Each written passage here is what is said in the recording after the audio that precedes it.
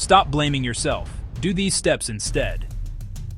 Quick actions now can save you time and money. Follow this recovery checklist. First, stop all transactions immediately. Close wallets and exchanges if possible. Second, document everything. Screenshots, addresses, transaction IDs, messages. Third, contact the platform and ask for freezes or holds. Provide your evidence.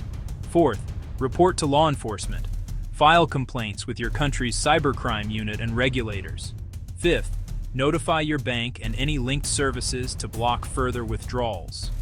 Sixth, post public alerts to related community channels to warn others and gather tips.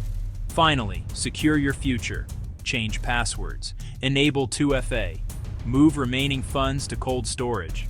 And if there's no luck getting back your funds, then consider professional recovery service like Soshu Tech Recoveries.